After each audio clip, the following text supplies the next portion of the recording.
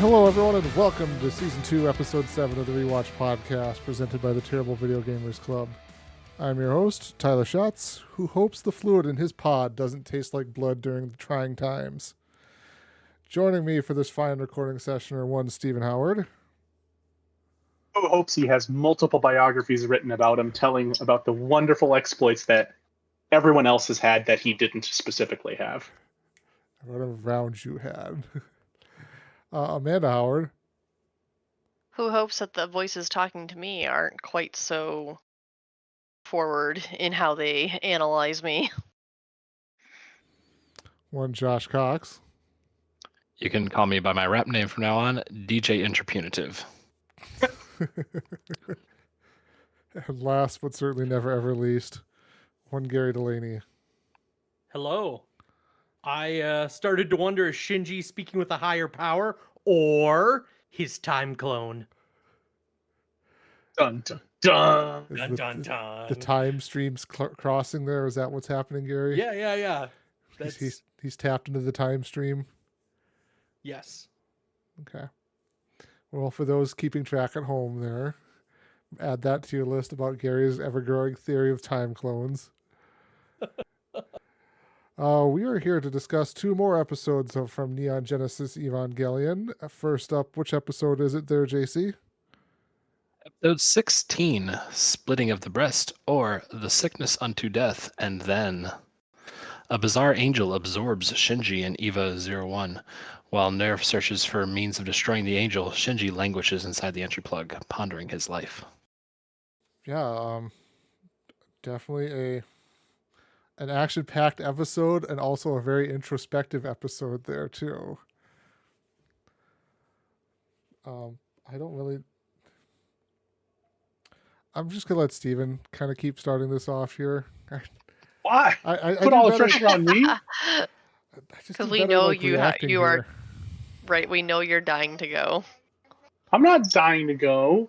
Okay, I will start off with, so I guess the first thing that I notice in the first episode here is how annoying Asuka is, and everyone is used to it. Like, number one thing, everyone is used to just how annoying Asuka is, and it gets Including a little us. Yes, and it gets a little introspective of that going forward. It's not just Shinji who gets introspective here; it's also Asuka, because she isn't number one in her test, and therefore she is worthless. And she goes through this entire little thing of, oh, he's so cool, blah blah blah. The second that no one's around, she gets real upset, punches a locker, gets really mad at herself, like why can't I do this, basically, and then ends up taking it out on Shinji, which gets Shinji trapped in the negative realm, or what is it called? It's the nether space. I don't know. Something with a D. The Dirac something Sea. That sounds right. What? The Dirac Sea or something. The Rock Yes, Sea. the Dirac Sea. That's right. Famous mathematician Dirac. I have not looked up what the Dirac Sea actually is, so if someone knows that. I started to look it up, don't. and I saw some Reddit posts that basically said it's an old theory that's basically considered antimatter, and then just let the hand waving commence beyond that. So, all right, that's good enough for me. I don't need. Yep, it's antimatter. Yep, makes sense. Fair enough. So Gary? Steven notices this, like, that she's angry in private. I didn't even catch that was like the flip to the switch. I just thought she was constantly insane. Like, I didn't catch it that somebody was or wasn't in the room, that she was a different sort of insane. She's just consistently crazy. Like, maybe she was more violent when people aren't in the room. No, I'm not sure it's more violent. I think she has to. So I think when she's around others, she has to project to everyone else her confidence. And basically, I think the moral of this episode, by the way, I'm going to get to that slightly as well, but they talk about it. Who are you? Who do you see yourself as? And who does everyone else see you as? And those are two different people. So there are thousands of copies of you out there based on, like, on this podcast right now, there are 5 different versions of me, right? There's who I think I am. There's who Amanda thinks I am. There's who Gary thinks. All right, we'll throw away Gary. There's who JC thinks I am. And there's who Tyler thinks I am. And what this is really showing is that Asuka isn't really comfortable with herself. Around other people, she's able to kind of push it off, project it to other people, make, I guess, express anger almost to other people about why isn't everything going right. But when she's alone, like, I would not have wanted to see her put in the position that Shinji was in, because I don't think her demons would have been as nice as Shinji's were, and I don't think Shinji's were necessarily very nice. Amanda? Oh, I thought JC was ahead of me. I didn't. I had a point, and it was more just kind of piggybacking onto that. Yeah, like Asuka's interactions with the other pilots and so far have been, putting them down, and it seemed like a superiority complex thing. And now this is the episode where it almost feels like there's a bit of an inferiority thing. Like, she's not necessarily putting others down because she thinks she's so great, but she's annoyed with herself for her shortcomings. The episode starting with Shinji doing fairly well, just making supper and stuff, and then Asuka just being super angry at him for saying sorry all the time, which is a trait that I also have. And so it's definitely it speaks to, like Steven said, just this episode's themes of all the different selves that we have. And also, apparently he was taking all the hot water or something. Like, I didn't really understand that. I think it was like, go ahead. Like, if you ran the sink, then the shower was too hot, kind of a thing. Kind of like if you flush the toilet, the water in the shower gets cold or hot. It's been a long time since I've had to deal with that, but I definitely remember pulling that on my siblings. I mean, actually, I would never do that. Sorry. Yeah, that was my own point. So, Amanda, you can go ahead. I actually just thought it was funny watching this, that I was trying to figure out what the heck was going on when she was in there. And again, I watched this episode without Steven this time. And automatically, as I'm debating saying this, asking Steven this little version of Steven appeared in my head and answered my question the way that Steven would. And I was like, oh, okay. And it wasn't until later that I was like, oh my God, it was I did the same thing as the episode. And by the way, that version of Steven said the exact same thing that this version of Steven really said in the podcast. So I think my version of Steven is pretty accurate. Is it, or is your version of Steven just sync up with what I believe my version of Steven is? Your version of Steven had the same condescending tone of voice, so I think I'm pretty spot on. Gosh, the sync rate of this pilot! Oh my gosh.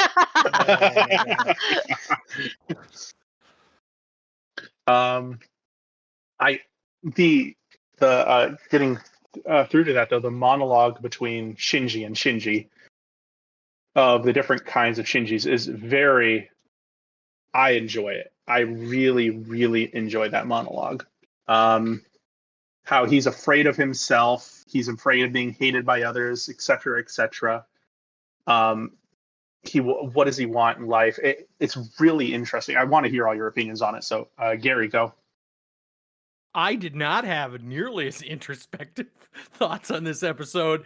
I was focusing on, like, you know what? This could be a time clone or some sort, because it is in a very back and forth communication thing. I'm like, I know this isn't the answer, but holy if it was like anchor effing proof that, like, something's going on.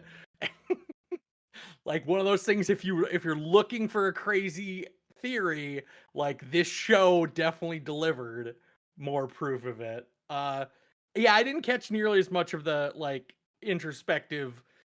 I just thought he was in, like, a fever dream, like, on a vision quest, losing oxygen to his brain, and his brain just going haywire. And lots of other conspiracy theories that I won't go into right now. Tyler. I was going to say here, before I let Steven take back over the point that he so desperately wants. No, I like the part that stuck out there with me was, like, you can't pick out a positive and let that kind of keep fueling, like, one positive and let that keep refueling you over and over. You have to continue to go on with everything there. So I really like that part too. And I'll touch on Gary's part there just a little bit later because I kind of had that same thought as well towards the end of the episode. Not the time clone stuff there, the whole brain losing oxygen part, and he's having a lot of hallucinations and stuff like that. But go ahead, Steven. I was thinking just in the brain losing oxygen, that sort of stuff, and the hallucinations. I actually thought that would have been brought on by the abyss. Basically, you're being put into a sensory deprivation chamber. In a sensory deprivation chamber, you're going to have weird thoughts start breaking through your head, right? I guess he does say the water's murky, so maybe there are lights in there. And obviously he can smell. It smells like blood, so he still has a sense of smell. But other than that, it's basically like shutting a pilot shutting one of the astronaut in a tube for 2 years, 3 years in space. You're going to get a little wonky, and you're going to get wonky fast, especially if you're like sent there directly from like combat or something, and you're just a kid. You're not prepared for this at all. That's where it seems to come from for me, but it definitely, I'm sure, is helped by oxygen deprivation. So, Gary? Steven, my assumption is that the hallucination started with the water is murky and went all the way to I taste blood. So that entire 5 minutes of the episode, like, all is kind of in hallucinations. And so depending on whether or not you assume it's a hallucination, or he's really in the murky water, or he really tastes blood in the water, like, I think determines how you read that entire section of the episode. Or how, if it's part of, a little bit of column A, a little bit of column B. The only reason I would lean on the side of attributing it towards like just like lack of oxygen and stuff like that is because the system is set to run for 16 hours without the power to it and everything. And he mentions at one point in time 12 hours have passed. So he's been in there, basically in that chamber for 12 hours, and that's when everything you could tell starts to slowly fail because he realizes, the fluid is now tastes like blood and is murky and stuff. And then he really starts talking to himself after a little while. So that's where I kind of get the feeling that this leans into the side of just oxygen deprivation a little bit there. Like some of the core systems of the tube that he's in are starting to slowly shut down. I could see that. They did it really well. That part where he's like panicking and trying to get out, I could feel my heart racing faster during it. Like trying to automatically calm down and been like, this is so far past that he can't just immediately calm down considering everything he's went through too.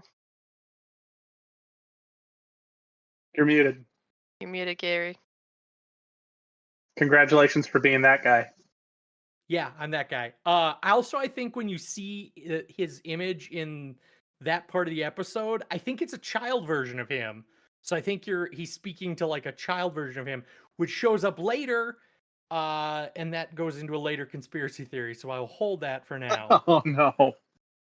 Wait, does that first one count as one? I feel like, and if you don't say conspiracy theory enter number here, don't worry. I don't count them. I got plenty on deck. Oh no. Yeah, as someone who was rewatching it, I definitely recognized the young Shinji appearance, and so I was curious if others on first watch would catch it, because it's young Shinji. You catch flashbacks to him in even previous episodes from when was it? Whenever he was at the grave with Gendo, wearing his black striped shirt and crying with his duffel bag as he gets kicked out of the house or leaves on his own accord, as we are trying to deduce. So yeah, it's the Shadow Shinji is rocking that outfit. So clearly it's a younger Shinji, and I don't know if that's intentionally just to help us as the viewer decide, or if it's I haven't been able to rationalize what a younger Shinji would bring to the table versus a mature, more confused Shinji. Chatsy? Yeah, I guess my mind just instantly went to that's a younger version of himself that he's talking to. I didn't even think there could be like at the time I didn't think about this, so having more time to think about this, like in a show that's got 26 episodes, with the point that they may and prove me wrong, but it seems like introducing characters at this point in time is just kind of like something you can't quite do anymore because you're trying to now go towards the end of the episode there. But at the time, it was like my mind just instantly went, "Oh, that's a younger version of him," just because in this type of a sequence, I can always see this is what they would go for, is like the younger, more innocent version of you is talking to the you there, who is maybe lost his way or something like that, or is having issues. But go ahead, Steven. I actually think it's a play on that. I don't disagree with you, but I think it is more of a, it is, yeah, the younger, more innocent version of you, quote unquote. But this version of him is obviously not innocent. It is high-minded. It is maybe a little malevolent, should we say. And I think that kind of makes it more creepy, right? And right now he is stuck in this negative vacuum, the Deroxy, which I'm reading up on right now, by the way. But it is it's kind of a duality and kind of makes you challenge your assumptions. His previous self is coming to judge him, and it's coming to judge him in a very negative light. I honestly, that malevolent night bit made me, at first I thought it was a smaller version of Shinji, but then in the end I actually had to wonder, like, mistrust. I was wondering if it was the angel. I couldn't tell.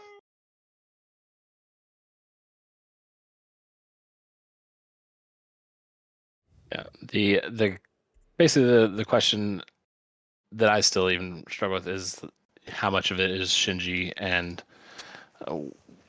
this hallucination aspect versus is this some sort of angel communication? And if it's an angel communication, what's it exactly trying to say here? And we saw in one of the previous episodes where angels are taking over the Magi, trying to subvert them against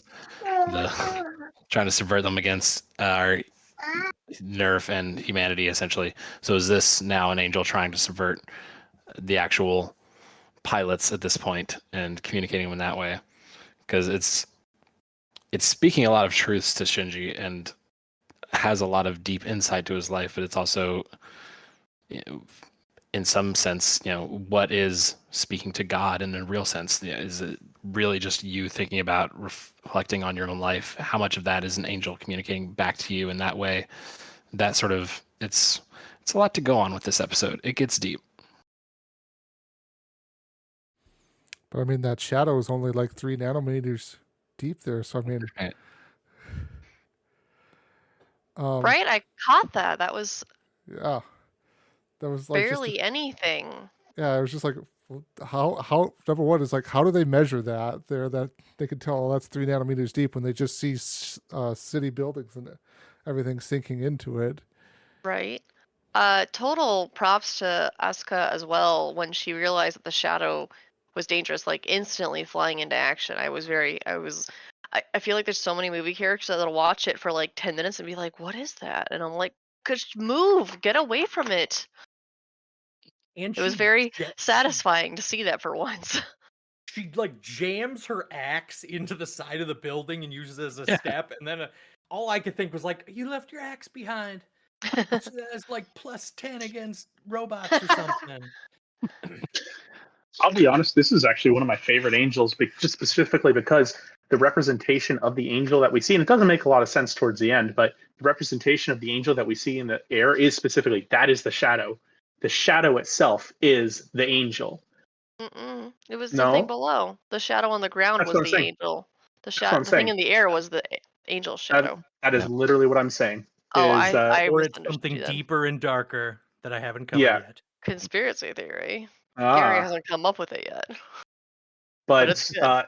it's I think it's really cool that the idea of what we would perceive as a shadow, creating some 3-dimensional actual shadow that we perceive out there. And then it gets towards the end and somehow Shinji bursts out of the shadow, and I don't know how that works. That doesn't make much sense to me. But just the concept you're playing with dimensionality, and that's a fun thing for me.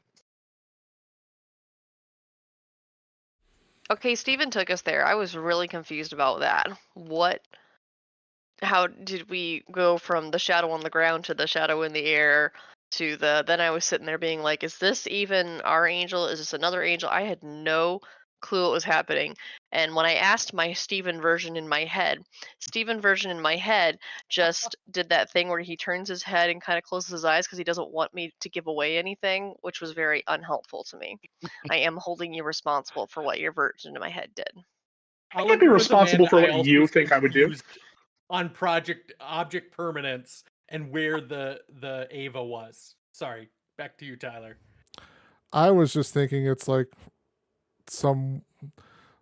just basically like magical science there of like there's like some quantum tube or whatever you'd want to call it. They're basically like you sink into this thing, but then you're really up here, or like the two things are connected somehow. But I was just kind of hand waving it all the way of like, okay, yeah, this makes sense. He could probably just come out of the giant ball because it would be weird of him to just all of a sudden come out of the ground. I mean, it would probably be a lot cooler for him to rip out of the ground and pull himself up, but okay, wormholes are acceptable. Stargate, I'm cool with this. Okay. Maybe wormholes is probably the better explanation then, yes.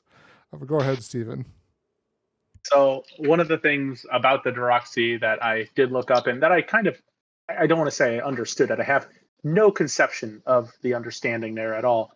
But it is the theory of the space in between electrons, right? What is the space in between electrons, which is essentially nothing. Paul Dirac had a guess, and it was wrong. But that point made no sense to me. If you get sucked into the Deroxy, if you get sucked into this negative space, which is why I keep calling it negative space, how would you be able to claw your way out? I mean, I feel like that's being thrown into the middle of the sky and then being said, all right, now cut your way to land.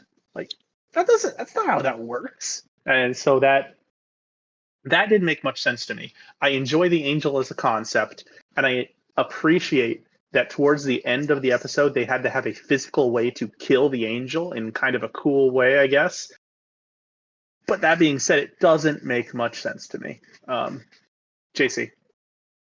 Yeah, I agree. Inherently, it doesn't. I am not going to be able to provide you a scientific or mathematical basis for how it works, but I could also see that, given that it is such a creature that is beyond our understanding in the first place, that if it's the space between electrons, if you come out of something, you're going to be snapped to one of the electrons, probably. Like, it's this weird sort of thing that shouldn't exist almost in our world. So if you have to get back to our world somehow, you come to the part of our world that is within our reality concepts. So I also thought a lot about the line from Austin Powers in this episode. Don't think about it. Just sit back and enjoy the ride. And that goes for you too, to the audience. So yeah, it's true.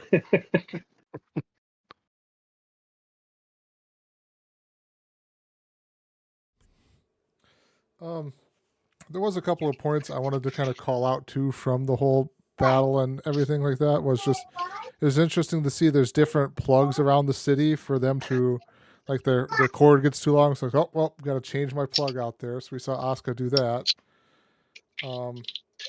Which, real quick, on a side, that was a kind of a neat little detail because it didn't really play that much part in the episode itself. It's just, hey, this is a random thing that would happen in combat. It happened to her. Hey, cool. Exactly. Sorry. Yeah. It was like a little touch of world building and kind of to that there.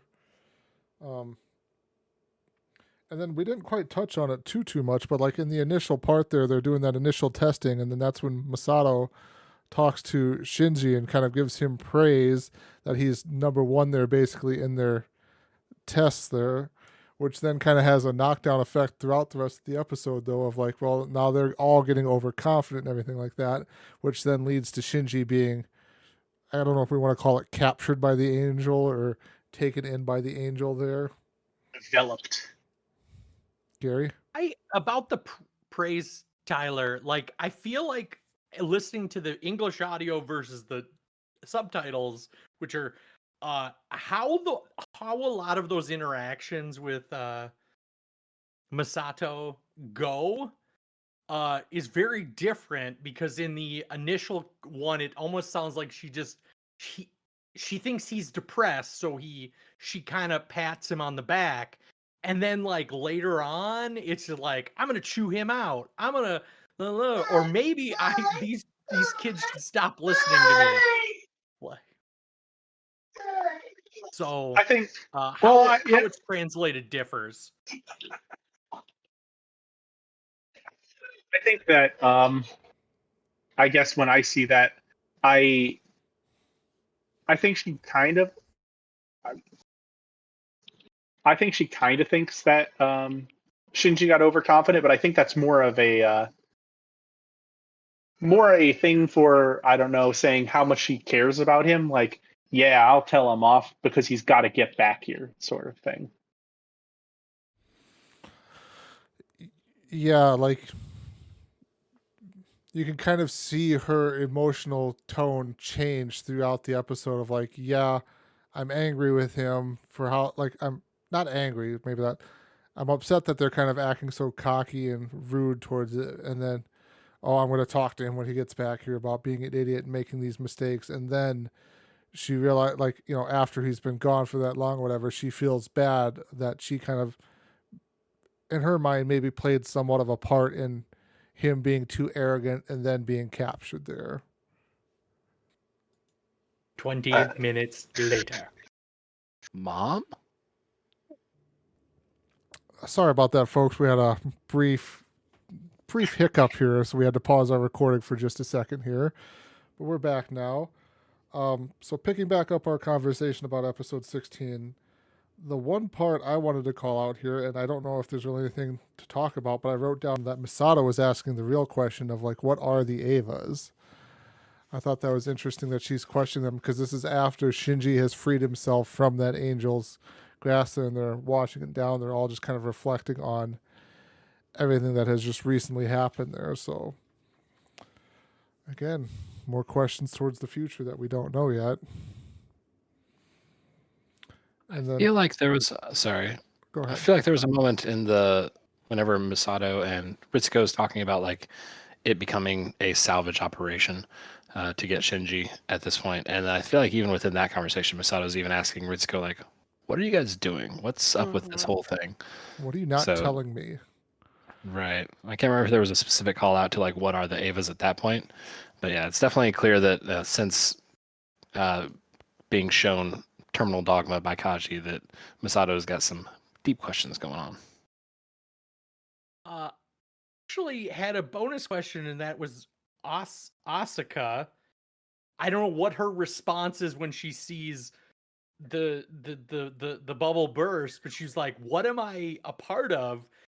Does she know that the Evas are somehow related to the angels? Because I didn't get that connection that anyone knew that the Evas and the angels were connected, but based on that statement, maybe she knows more? Did anyone else catch that? Like, maybe Asuka, like, I can't remember what her exact words were. Yeah, I guess I'm drawing a blank on what you're talking about. If she said something, to paraphrase you, which you might be paraphrasing her as well, of like, what am I a part of? I would take that more of like, what is, like, just kind of just the general of like, what is going on here, like that kind of, not necessarily like I know something that the others might not know. It's just more, I would have taken it more of like, what is just going on here, really.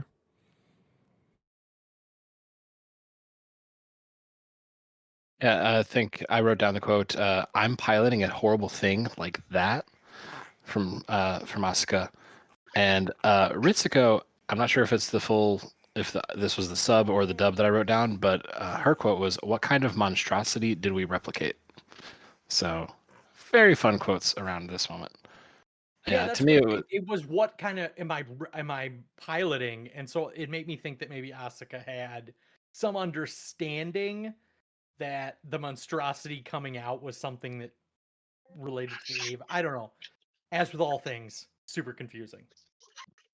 because there is also a small moment following that up where we catch Ritsuko and Gendo talking a little bit later, and Ritsuko tells Gendo like Rei and Shinji would never forgive us if they learned the secrets of the Evas, and Asuka is not mentioned in that conversation. Rei and Shinji, they never forgive them. Asuka doesn't factor into their concerns at this point, whether that's because she's not part of the plans or somehow involved in them in a different way than Rei and Shinji. Don't know. Or maybe they just know they can play to her, ego. Yeah, she's more manipulable. whatever the word is. Manipulable. That's it. Malleable, Sure. manipulative. She's like putty in their hands. And then another part to touch on here was okay, so this I don't recall right now offhand. Was this in? This wouldn't have been in Shinji's flashback. No, this would have been in Shinji's flashback there because there's there's a voice talking or whatever, and I think he's flashing back to his childhood, and there's like somebody calls out Gendo, like Gendo's accused of killing his wife or something like that, which was like, wow, okay, so kind of then calls into the question there of the conversation Shinji and Gendo had at the gravesite of his mom. But then also, too, I thought it was kind of interesting that this would have definitely been in Shinji's fever dream there, basically, that there was a humanoid looking figure. It wasn't human shaped at all, but it was a humanoid looking figure talking to him with the voice of what we're assuming is his mother. And I was like, that is weird. Okay. Oh, I was gonna say you ready for some rapid fire conspiracy theories, but I'm gonna go to JC first. Fair enough. Yeah, it was very. It reminded me of like previous angels that we've seen in that sort of humanoid, but like weirdly curved shape. And Shinji it's such a bizarre scene. I love it so much. But like Shinji as a child is wordlessly showing something off that looks like the core of an angel. Like it's that red orb. He's got that in his hands, showing it to this thing, and the creature, whatever mom voice, just is like, "Oh, what do you got there? That's so cool. That's great. Are you gonna be okay?" It's just like, it's such a great scene, and so many weird things. I love it. But yeah, lots of fun details, and even that small little bit. Okay, conspiracy time. Conspiracy theory number 1. Shinji's mom is actually part of the angel in the basement. Conspiracy theory number 2.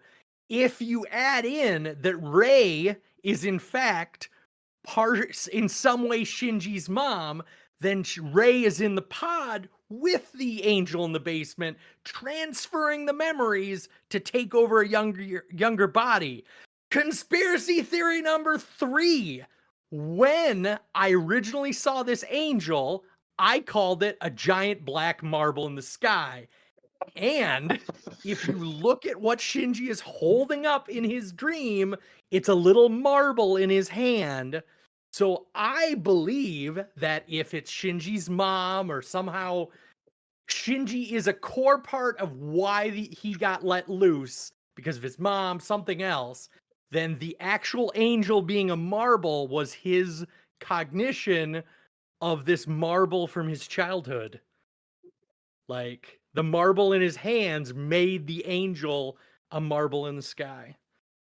And that was my rapid fire conspiracy theories about mothers, marbles, and all right. Gary, I have a question for you. Do you plan these out ahead of time, or do you just make them up off the top of your head when you say conspiracy theory number whatever? I actually rewatched this episode, so literally, I got a lot more detail on the rewatch of like, oh well, like this ghost figure like flies into Shinji. I was like, it kind of sounds like it's maybe his mom, and like Tyler said, perhaps Gindu killed his wife, which would feed into the fact that perhaps somehow his mom is dead and Gindu's kind of got some shady mad scientist shit going on. So maybe his mom is actually somehow integrated into the crazy robot computer, or the scientist lady's mom is integrated the crazy robot computer. But anyway, like somehow it's all connected. So it's a little bit from column A, a little from column B. I try to be a little more prepared than I used to be, so that I still believe there are time clones, and I will believe that until proven otherwise. There's some time aspect, and these characters got some shady stuff going on in the background. That's all I know. Anyway, that was my rapid fire conspiracy theories. All right. Do you feel better now? Do you feel like... Oh, also, the mom one, when Shinji comes out of the coma, the first thing he says, "I just wanted to see you one more time," and who was it? Misato thought it was him talking to her, but in fact, Shinji is talking to his mom. He just wanted to see his mom one more time. And that is about that was a lot of the notes from this episode. JC, do you have a finger up? I do. Part of the differences in translations is that I can't recall if it's the sub or the dub that then shows "I wanted to see you all one more time" is what Shinji says. So it ends up being is see everybody, like the collective friends that he now has, this sort of de facto family that he's given himself, or is it just that he wants to see one person? But yeah, I've took it as the "I wanted to see everybody one more time" read of it, that he's decided that like everybody that he constantly is finding himself wanting to potentially run away from, he's coming back. He's wanting to fight for that this time.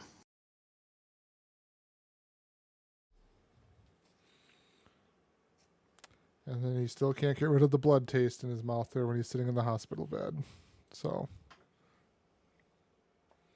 I think that's everything for me for this episode. Did anyone else have anything else they wanted to touch on? Did we touch on the huge fight the Masato and Science Lady has? Huge. We did not. Like, Huge. that is something that Huge. I feel I mean, like she slaps her. I mean, what friends haven't had a little argument once in a while? it seemed less like an argument, more like I quote, "The pilot is expendable." Well, You have and like so hold on, hold your phone. There are at this time 3 pilots of the EVAs.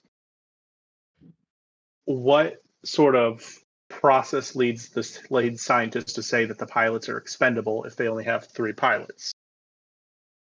And I think we address this a little bit more in the next episode, but that is obviously something that the director of NERV and that has to actually pay attention to these pilots isn't going to accept.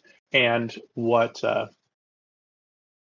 my gosh, what's her name? I can't keep saying the Ritsuko? thank you, Ritsuko. Gary correcting on a name. Right. What Ritsuko actually does, she ends up taking control from the commander of NERV. So I'm wondering, this has a whole bunch of questions for me. Where is Ritsuko in this chain of command that she's able to take command over from a active field operation? Why does she not care about the pilots? Like, I don't want to play it off as just she's some, scientist who doesn't care about human life. These pilots are very rare resources indeed. So, and I don't think that this is you guys say, "Oh, big fight." Was it a big fight? Dude, that was, I feel like it was huge. I feel like, I don't know if I could trust you after that. If you take command because you're just going to kill my pilot because, hey, it's an acceptable risk sort of thing. So, Gary. I guess I did have one more note, and that was the general like darker tone of this episode, and also like a darker animation. I don't know if it's just when I watched it last night, I just felt like the animations for previous episodes were kind of more bright, and this episode just seemed a lot more dark and dingy when it was animated. And so I think that kind of, and also just Masato's character kind of did a 180. Like in previous episodes, she's kind of an alcoholic, and in this episode, she's kind of a confusing stepmom. So, Tyler? To go back to Steven's question about the fight there, I will agree that it is definitely something bigger than just a simple, "Oh, they're fighting here," or something like that. "Oh, look at them." But because it's definitely it's like a challenge of power there, basically, of one person now inserting themselves above the other one because they're looking at it from the cold calculating thing of we need to save this expensive robot, and the other one's like, well, why can't we do both, save the robot and the pilot at once here? So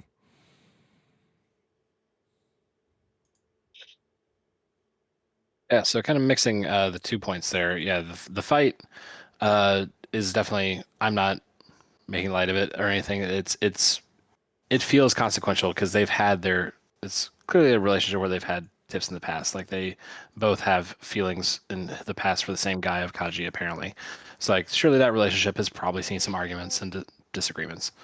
But these are fundamental disagreements they're now having about the fact that Shinji's life is expendable or not, and that Misato is challenging Ritsuko for everything that has been hidden from her up to this point. That to Misato, it seems unforgivable that the secrets that Ritsuko still holds are secrets from Misato, who thought she was some sort of peer at this point until learning about the secrets of what's in the basement of NERV.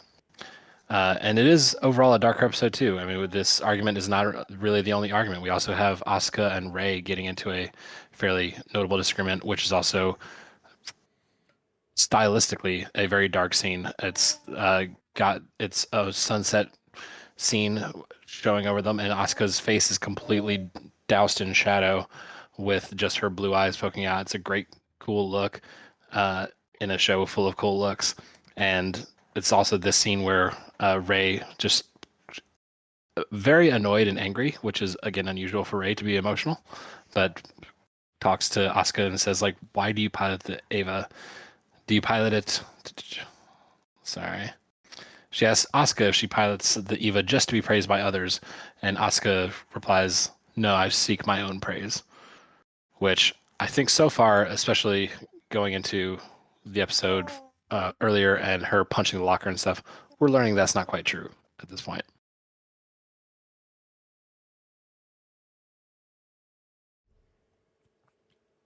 okay. Anything else that we wanted to touch on then from the episode? It's looking like a bunch of no's across the board here. All right, so JC, we're moving on to episode 17. What do we got here? Pause for baby quiet. Episode 17, Fourth Child, or the Fourth to be Qualified. As EVA-04, the planned testbed for the S2 engine, disappears under mysterious circumstances, NERV quickly prepares the testing of EVA-03 and the selection of its pilot. Shinji and Toji continue to bond, and Hikari begins to emotionally open herself to Toji.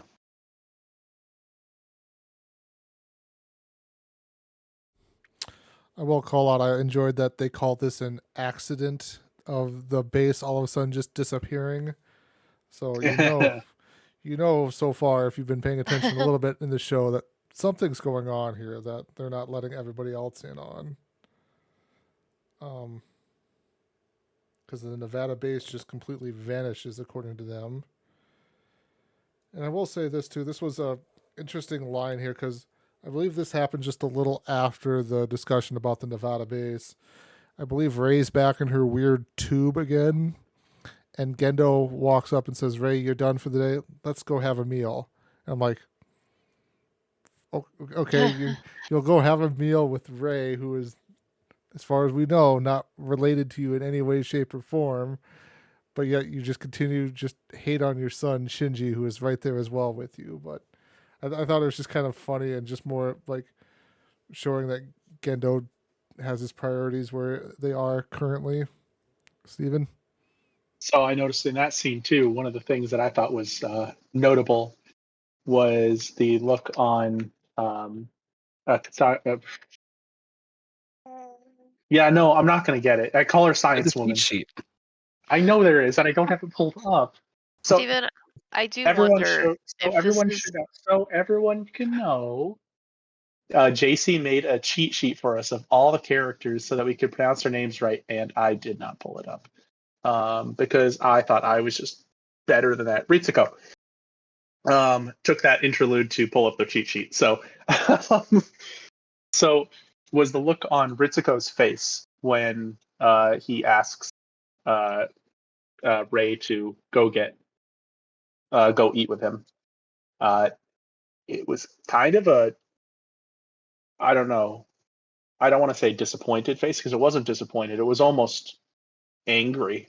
It was what it looked like to me. I don't know if anyone else caught that. Yeah, No? I caught the face, but I was likewise. It's like, is it jealousy of some sort? Like, is it anger? And Yeah. I don't think I have seen Ritsuko express something like this before, something like an emotion for being left out and like an angry emotion for being left out, which was strange.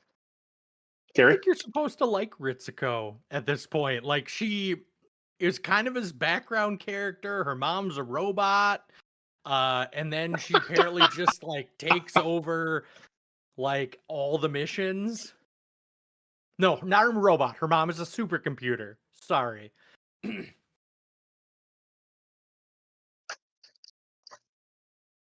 Anyway, going back to Steven's point, I don't think I have a very good read on who she is or what she's feeling, because she seems like she's just like way too far into the evil empire to like really have a good read on what's good or bad about her.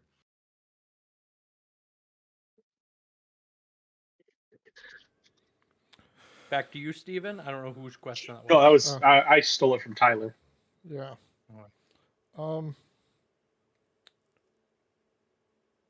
Let's see here. I don't know if I'm just going to jump to this here right away because it is the one part of the episode that stood out to me so much here. And it is from our boy Kaji, I believe is his name. I, too, do not have the list pulled up here, so I'm taking a swing in the dark here. For the listeners, I am the one who they have called out consistently for effing up names. And so I had this cheat sheet open since before the podcast started because I was trying to be a better person and hold up to the unbelievable standards of the rest of the crew. And apparently I'm the only one who holds myself to those standards. Okay. For all the viewers, or listeners, I should say, I want to point out that it is Gary's ability to pronounce all these names that threw me off my game so badly that I couldn't remember any of them. Therefore, it's still Gary's fault. Okay, I've got to interject here, Steven. I'm sorry, but you've always, like, anyone who's listened to the podcast would know that Steven tends to describe people by his own nicknames for them. He does not memorize the names of characters. This is very common with him. So I do find it amusing that Gary will call out Steven for his big words, but in this case, it's Gary's big words. He can pronounce the names. Gary's big words. Okay, just to go completely around the table, Amanda, do you have the cheat sheet up? And No. JC, do you have the cheat sheet up? I made the cheat sheet, so I feel like I'm exempt. I did not have. So literally, a majority of this podcast, I was the only one with a cheat sheet up. Like, everyone else is like, oh, I should probably open up that cheat sheet now. I typically write the names down when I'm referencing a specific person. This time I didn't, but I knew who it was. I just was like, oh shit, is his name Kaji or am I thinking of somebody else? Oh my gosh. Here? I also will say that having the cheat sheet made my notes slightly more coherent, because otherwise it was like crazy scientist lady, evil dude, but Shinji's dad, like that bitch. Jesus. Wow. Sorry. I wouldn't have called Fuyutsuki that. I never said that. I never said that, but evil girl. I think Ahsoka, how all the various names I came up with her because I was like, she's just a mean person. She's a mean person. Asuka. In Gary's defense, she is a mean person. Ahsoka, yes. Ahsoka she flies is with the orange lady, yes, in Star Wars. That'll be cheat sheet revision 3. We'll just have Ahsoka down in other franchises section. Just another. So, anyways, back to the point that I was going to initially make here. Kaji, he said something there, and I'll basically repeat it here, and it's creepy as frickin' hell here that when he said it there. It's just, I guess I'll have to keep that mouth of yours busy, And I'm like, holy cow, dude, Jesus. Because Yeah. they're discussing, like, I can't forget, what are they discussing there? I don't remember, but it was The scene is just like, what the heck here, dude? That is just creepy as all get out there that he just says that. Go ahead, Gary. conspiracy theory number 4.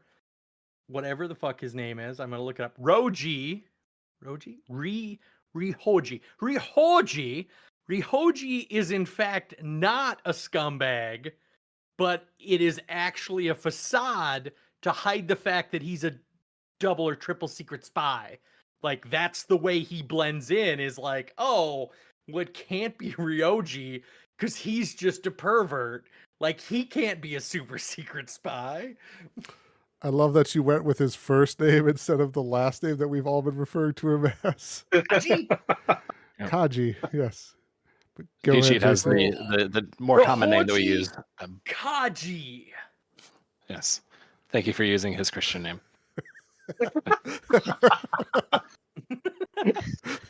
But yeah, no, I was going to say, I don't know if we can say it's completely an act, because he then later takes Shinji to his hobby zone where he tends to melons. That's his pastime. He just cares for melons, loves melons, wants to make them grow.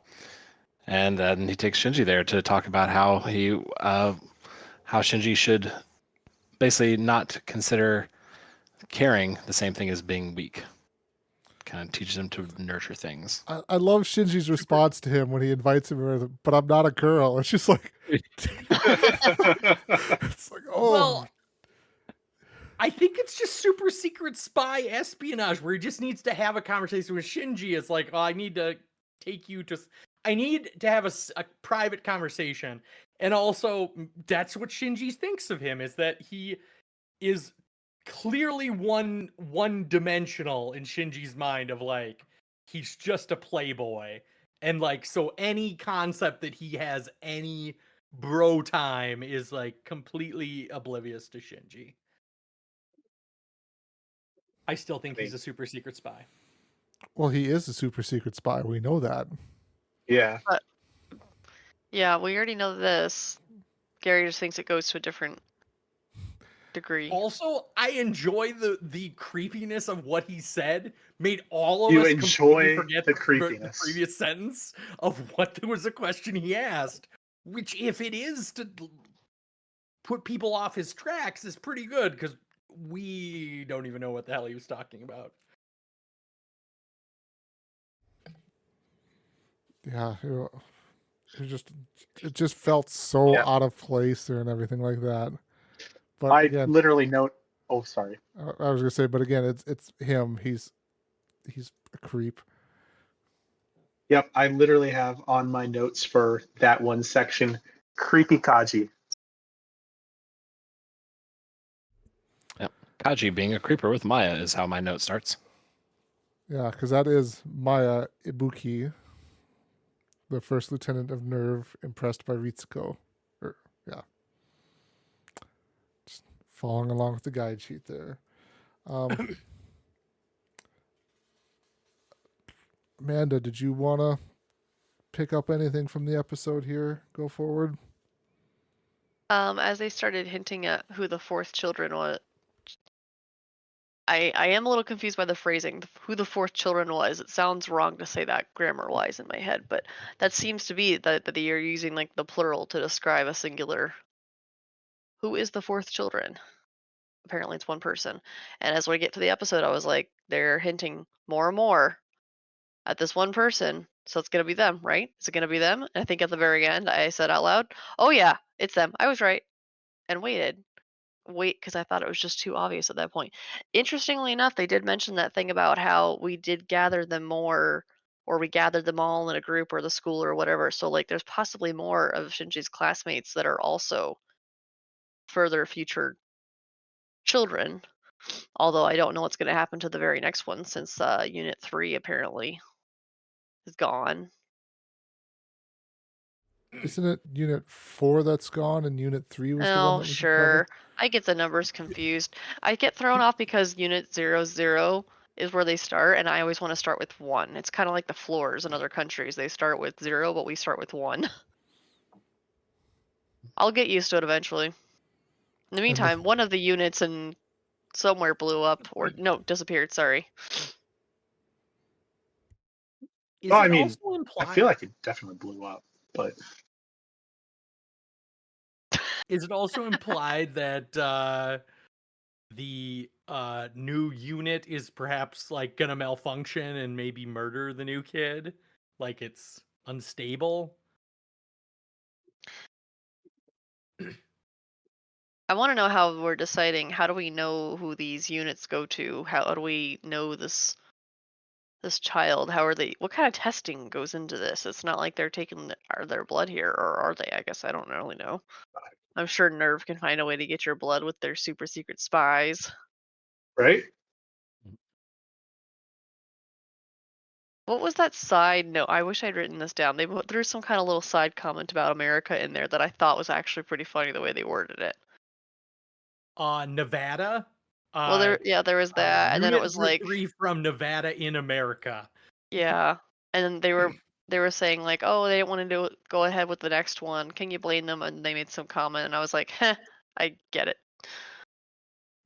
Yeah, Silly 'cause Americans. Unit 03 and Unit 04 were both being developed in the US. And so with Unit 04 blowing up, they're like, we don't want this other one hanging out here. Who knows if another one's gonna explode. So you guys can have it. And that's why Unit 03 gets shipped over to proper NERV in Tokyo 3. That was it then. They didn't want it on their area. I just thought that was hilarious. I will call out too. It was shipped over with a helicopter, and the unit was basically mounted on a cross-like structure, which I was like, okay, that's not religious themed at all. There, No, Ah. it's fine. It's coincidence.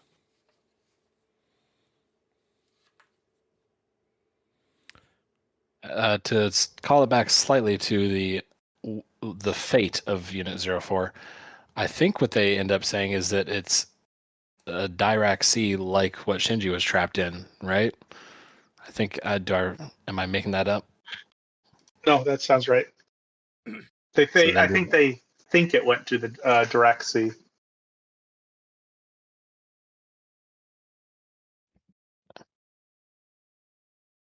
By the way, small detail. But Yeah. Fun that we get to carry that imaginary number space into a different episode. If it sounds smart enough, nobody will question you. Right. That's how I live my life, Gary. I thought it was a pretty You're just lying to all of us. You're Damn actually straight. only read at a 3rd grade level, and you've just been lying to all of us this entire time. You won't read? Yeah. I honestly thought the end of the episode was a bit anticlimactic compared to the previous episode. Because I kept waiting for them to say, oh, it's not actually him. We're just drawing your eye. We're going to trick you. Oh, here's this random person that we didn't tell you. No, it's actually... Oh, shoot. Now I got to pull up my guide. Toji. Yeah, we're just gonna keep following Yep. Toji around all episode. It's like, could be him, guys. It could be him. I feel like there might have been some slight attempts at misdirection. Like Kensuke is on vacation whenever they're trying to find this other one, and like very small misdirections. But I never think I didn't think they landed. I don't know that I, on first watch, caught that it was Toji like halfway through or anything, but it was definitely not like a huge surprise later on when it's like, oh, it's Toji. Clearly. Yeah, I will agree. There definitely was just a couple of misdirections there, and you're like, oh, eh. But it was like for them, because I would say up till this point, Toji hasn't been like front and center as a character. But like this episode, I wrote down, this is like just all kind of like him. It starts kind of like with him, ends with him there. So it's just like, unless this is like a huge swerve coming here, it's like he's definitely the 4th child or children. Do you feel I don't know, he kind of, even in the episode that heavily focuses on him, I feel like he still kind of was a background character because I don't feel like he's as polarizing of a character as the other 3. Like Shinji's kind of like kind of searching for like someone to believe in him because he doesn't believe in himself. Asuka is just full of herself and just totally self-deprecating, and then Rei is like just I don't know. She's just destroyed as a human being and doesn't care what other people think, and I don't even know if she cares what she thinks. Like she's just an automaton. Like, and compared to those three, like he's just this guy. Is this dude? I do feel like we start to get some polarizing aspects to his character. I mean, granted, we've had the bit with him and Kensuke creeping on Asuka whenever she first showed up to school. We know that he's chivalrous and some sort of older ways of like needing to knock out Shinji because his kid sister got beat up in the fight. And now here we are like seeing more about his sort of jock ways, being like whenever Shinji and Toji go to Rei's apartment again to drop off schoolwork, Shinji now starts cleaning up to help out and feel like he wants to help Rei and do things for. And Toji is just like, no, what are you doing? We don't clean, we're guys, and just literally sits on a chair while Shinji cleans up the whole place. So, To be Yeah. fair, I did know. Oh, sorry. Oh, go ahead, Stephen. I was going to say I did note in that scene that it would be really awkward just walking into someone like he didn't know that there was his house. I would feel weird walking into just some random girl's house that didn't allow you in and then just cleaning up her place for her. That'd be super weird. So I do get that. And then kind of even to bridge off of those two, it was out of character. Rei is stunned by Shinji cleaning up for her, and then she says thank you to him, and then you have a scene with her afterwards where she's analyzing, why did I say thank you? Mm-hmm. So it's just kind of more Yeah, interesting perspective from her. Yeah. I thought the exact words are thank you, words I have never spoken to him. And so when I heard that, I thought, is it Shinji or is it Gendo? Like, Right. because secretly time clones and well, naturally. they're Gendo's in love with her and all these different theories, but I think it also actually has to do with Gendo rather than Shinji. that is interesting. I hadn't considered that, but it could potentially make sense even without the time clone aspect of just like, hey, Shinji is someone I don't necessarily consider someone who takes care of me in the way that Gendo does, but I've never felt compelled to say thank you to Gendo. I've never said thank you to him, but Shinji I have. And just trying to analyze that, which to me almost makes it, I feel like I need to go back and watch that scene with that in mind and see if it makes more sense, because it feels so weird otherwise for her to be so poetic about just like, why did I say thank you when a nice boy did something nice for me? Mm-hmm. That seems weird to be that analytical about it, even for Robot Rei. So I like this new nickname, Robot Rei. Robot Rei sounds like an awesome band name. adding to the cheat sheet for next week. There we go. I guess, did you have anything else, Amanda? I think I originally started with you. Nope. Okay. JC, do you want to touch on anything else? When Misato first finds out about who the pilot is from Ritsuko, she's straight up just telling him like, "Oh, Shinji's not gonna be happy about this," and has this little brief analysis of what she thinks is driving the people in here to be pilots. She says Asuka's pride is what drives her. Rei is also an exception. For everyone else, nothing good can come being associated with us and the Avas. Shinji knows more about that than anyone else. So that was a very insightful piece of wisdom from Misato there. Or as Toji later says, all the EVA pilots are a little wackadoo.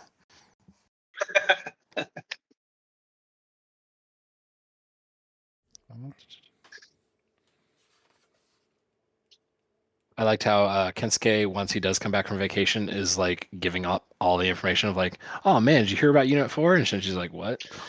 Oh, well, did you hear about... You hear about this? Oh, no. Did you hear about that? What? I noted that. I'm like, this is like, dude, it is a secret that this Eva got lost in the middle of the United States, but now this kid has connections. Like they say Kaji should be a spy. No, this kid should be a spy. This kid is the super spy. Yeah, it is very interesting that the info dump of the episode is from a character who's just like went on a field trip to like with his dad or somebody and just like pulled in all of this info, and that's the first time Shinji realizes it. And maybe that's an artistic choice to like have that info come from somebody other than the command structure. But it was just, yeah, weird info dump. JC? I think it's in my head canon. I don't know if there's enough details in the show to actually say it, but like I feel like Kensuke's dad just doesn't know how to interact with Kensuke in the first place, since as we know, Kensuke also has no mom.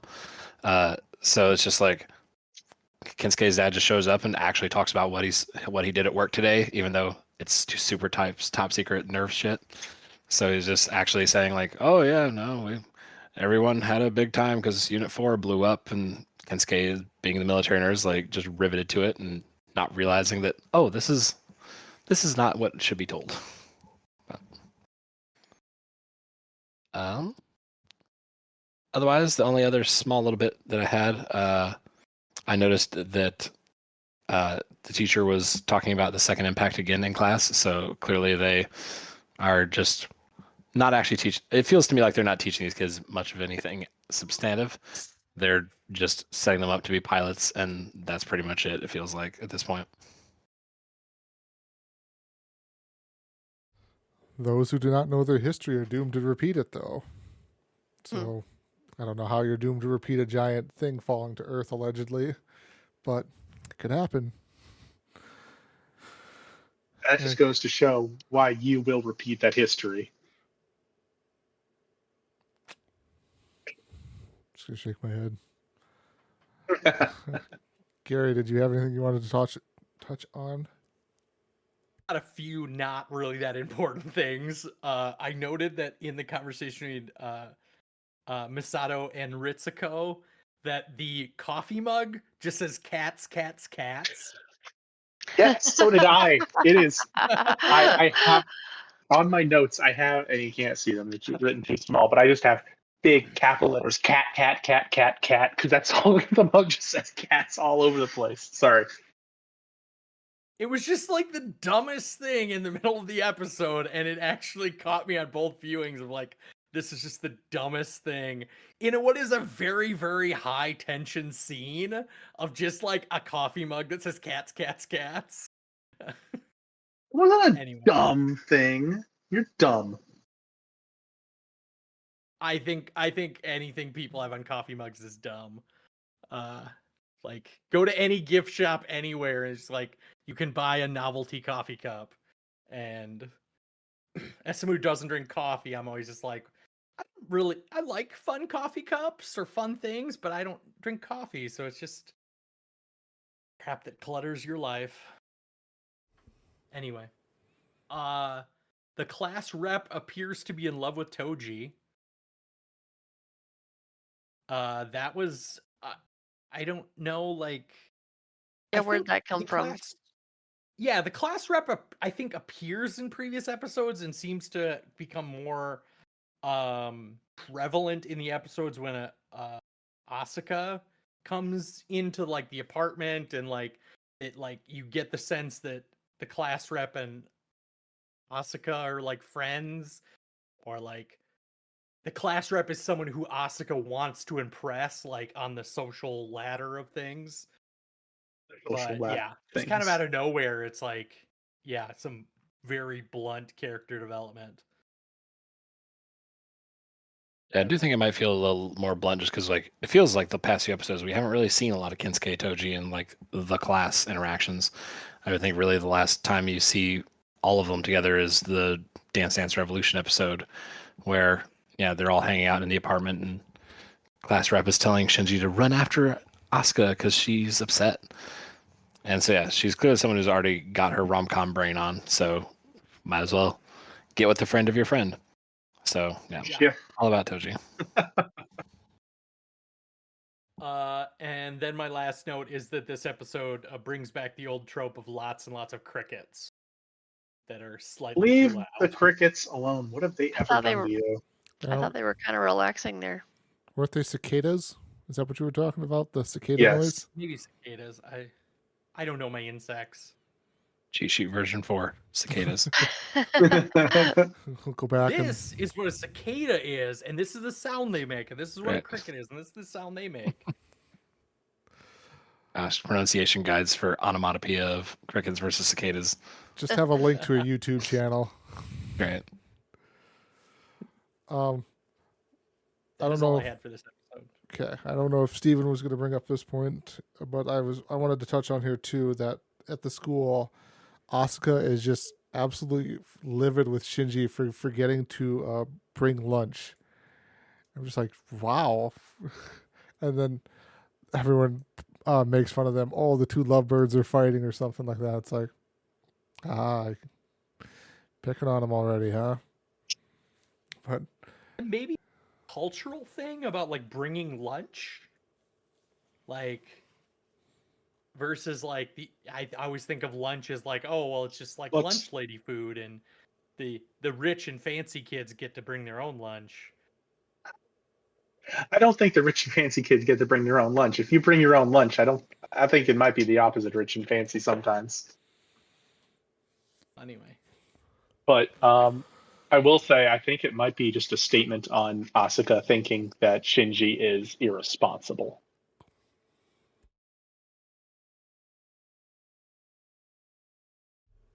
I don't know. Or somehow he's subservient to her, like, because, yeah. I don't know. But I was really confused by that whole lunch thing. It didn't really click, and I don't know if it's a cultural thing or just something else. did you have anything else, Steven? I do. I have two things. Okay. Three things, technically. One of the things they talk about a lot when the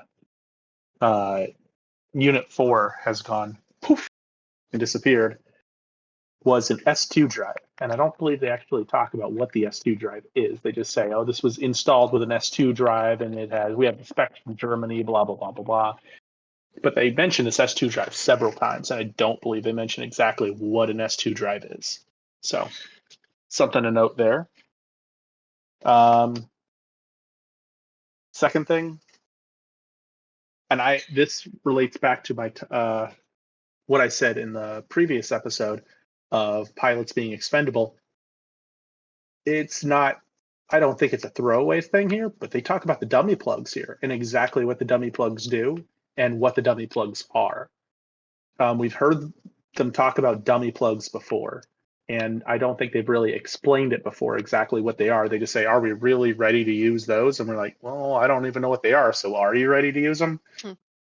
Well, apparently they've been collecting the pilots' brain data, their functionality, how they move, what they say.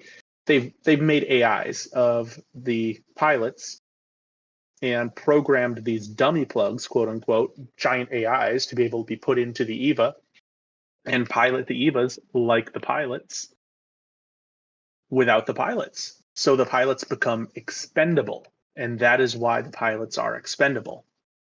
They make a point of saying, well, you know what the dummy plugs don't have? They don't have heart. They don't have, the soul to be able to fight. And to that, I'm pretty sure they're I want to say, was it Gendo that was talking about this, or was it Ritsuko?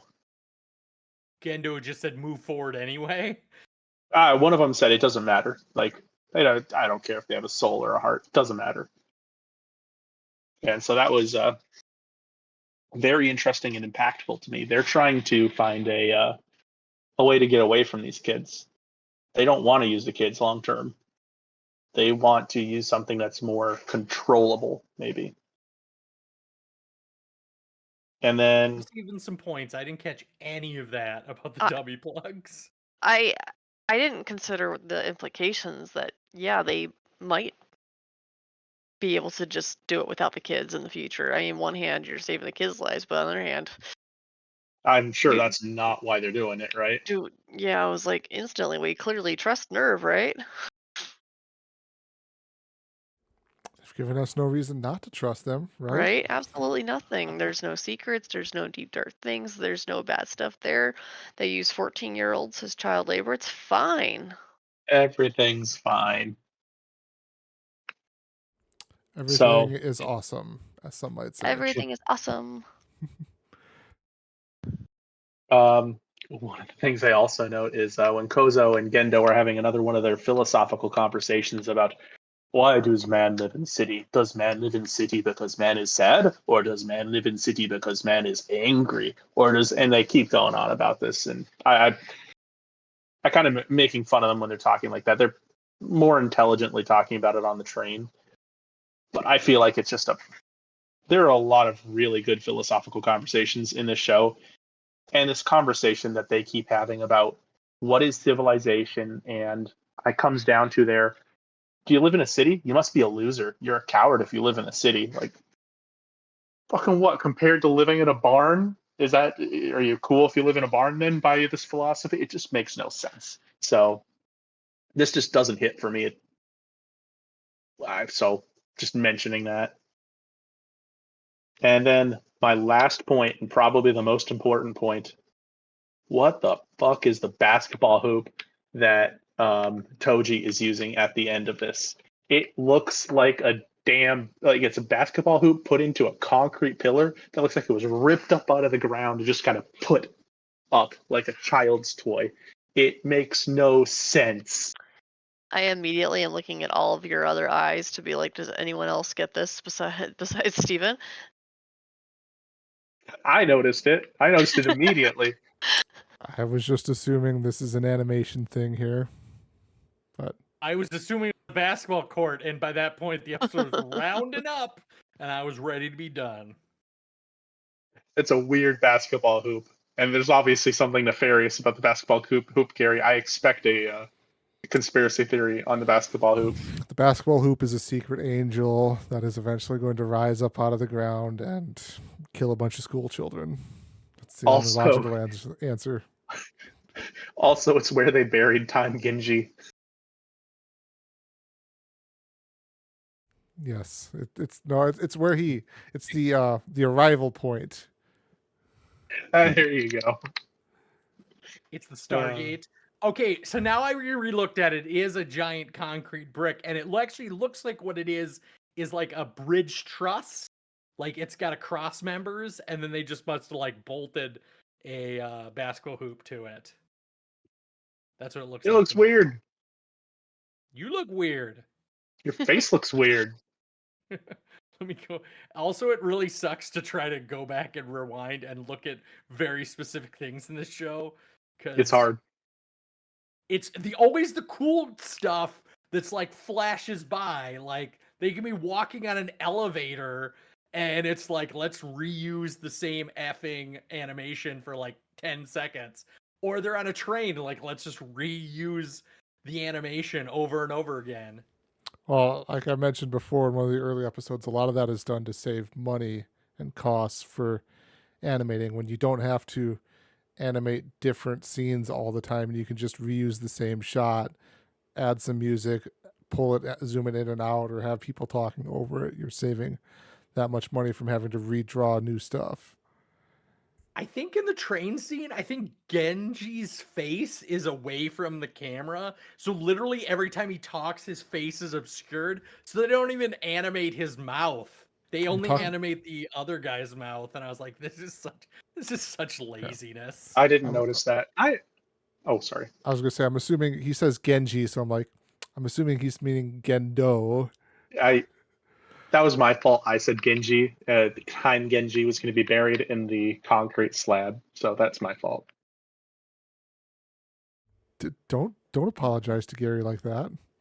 Why Stop apologizing. All right. Also, sorry. Go ahead. Then. Oh, sorry. Last thing. Hikari and Toji sitting in a tree. Anyways, that's my last thing. Now I'm done.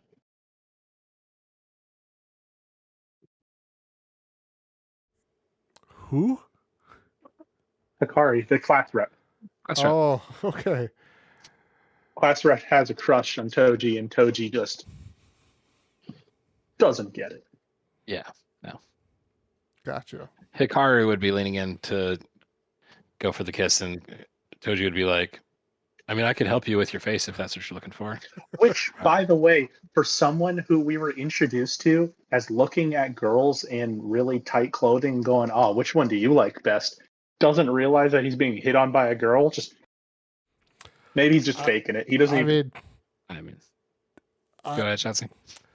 There have been plenty of stories over the years that I've not only read and experienced and stuff like that, where you just don't even realize that it is happening at that time until like years later when you're like, oh. Wait. So I mean, like, I could totally see this happening though. I know, especially for a 14-year-old boy. Yeah, just absolutely clueless in the most innocent way. Just thinks he's almost Asuka-like in that way of just like, oh, I'm all about this and that, and I'm so mature, and I have all these mature wants and desires. Oh, what's this actual relationship maneuver here? Like, don't even recognize it. Is that everything for you then, Steven? That's everything. All right. Did we get everybody else in? We good with the episode? Nods all around. All right. JC, so what are we looking forward to next time here? Because I'm really interested to keep watching the show here. Right. He's watching it tonight, right after we're done. So. Right. Probably am. Actually, before we get to that, there's one little aspect that we have to get back to from Gary's side. Of the two episodes, which do you think was the higher rated from 16 or 17? The first one. First one. First Gary? one. Amanda? First one. Yeah. Amanda? She gave it a 9. Yep. The first episode 16 with an 8.3 rating out of 10. Yep. Fourth Child, episode 17, did not make the cut. But coming up next, we got a double shot of over 8.0 rated episodes. Episode 18, Ambivalence, or Life and Death Decisions. Followed by episode 19, Introjection, or A Man's Battle. I think we should keep the which did better process, because I'm just curious, like, to see, like, because I assumed that one of these two episodes was good in the rating system, but it was only on the rewatch that I thought the episode 16 got better. On the first watch, I was like, this is really confusing, and there's a fever dream. But on a rewatch, it's much more interesting when you catch all the very weird stuff and dialogue that's hidden in there. Well, Gary, I expect you to provide us with a discourse on what the Doroxy is and how that connects to the fission of chunks. It's right to it there. It tells you to go blow chunks.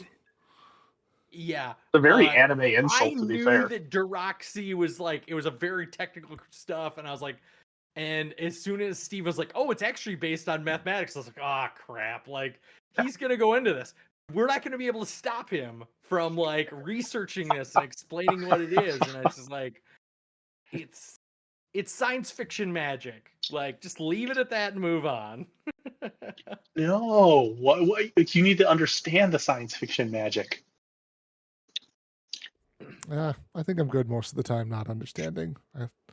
Being oblivious sometimes is fine as well. I take the insane clown posse approach. Effing Diraxes, how do they work? Just don't need to actually know. It's magic. Move on. There you go. Spirit fingers.